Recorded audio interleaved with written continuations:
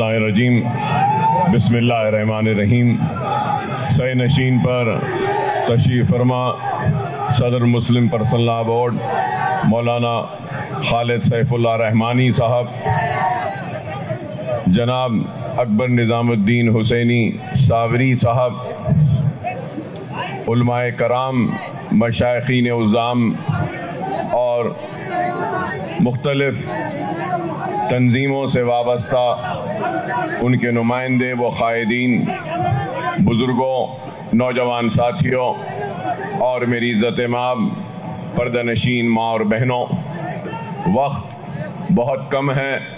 अपनी बात को मुख्तसरन बयान करते हुए ख़त्म करूँगा तो यही कहूँगा कि अल्लाह सुब्हानहू व तआला कुरान में इरशाद फरमाता है कि मैं उसी को आज़माऊँगा जो मेरा क़रीबी होगा, और उस आज़माइश में जो मुझसे खुश होगा तो मैं भी उससे खुश होऊंगा, और उस आज़माइश में जो मुझसे नाराज़ होगा मैं भी उससे नाराज़ हो जाऊंगा।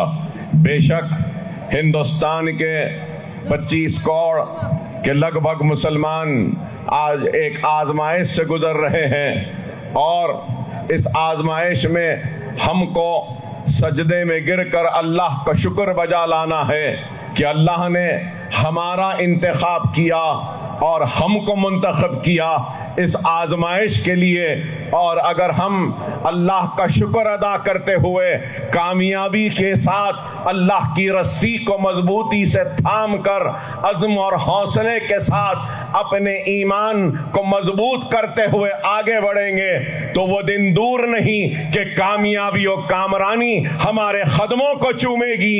और ये कानून जो बनाया गया है तहफ़्फ़ुज़ वक्त के लिए नहीं बल्कि तबाही वक्त के लिए इस कानून को वापस लेना पड़ेगा। लेकिन इसके लिए हमको अपने सफ़ों में एक इत्तेहाद को पैदा करना पड़ेगा। हमको इस बात को भूलना नहीं है कि आज़माइश आती है और आज़माइश में साबित कदमी से जो कौम आगे बढ़ती है तो उस कौम को शिकस्त नहीं होती, और हर कौम के तारीख में उरूज व ज़वाल लिखे हैं, मुसीबतें और परेशानियां लिखी हैं। बेशक हम आज उस आज़माइश से गुजर रहे हैं, लेकिन अल्लाह का शुक्र अदा करते हैं कि अल्लाह ने इस आज़माइश की घड़ी में हमको मुंतखब किया है, और हम एक साबित कदमी के साथ, ईमान की मजबूती के साथ, एक अज़्म के साथ, हौसले के साथ, इत्तेहाद के साथ मुस्लिम पर्सनल लॉ बोर्ड का जो भी एहतजाजी प्रोग्राम होगा उसको लब्बैक कहेंगे, और हम खांधे से खांधा मिलाकर एक सीसा पिलाई हुई मजबूत दीवार की तरह खड़े रहेंगे और हर तूफान का मुकाबला करेंगे और हम कामयाब और कामरान होंगे। मैं मजलिस इत्तेहादुल मुस्लिमीन की जानिब से मुस्लिम पर्सनल लॉ बोर्ड से ये बात कह रहा हूं कि हम आपके साथ हैं। आप क़यादत करिए, हम आपके पीछे हैं और आपकी हर आवाज पर लब्बैक कहेंगे, और जालिम के जुल्म के खिलाफ हम अपनी आवाज को बुलंद करते रहेंगे और जालिम को शिकस्त देंगे और मजलूम की फतेह होगी, हक परस्तों की कामयाबी होगी, ईमान की कामयाबी होगी। और वो लोग जो समझ रहे हैं कि इन कानून के जरिए हमारे अज़्म को, हमारे हौसलों को कमजोर करेंगे, हमारे हौसले, हमारे अज़्म न कम हुए हैं न कम होंगे।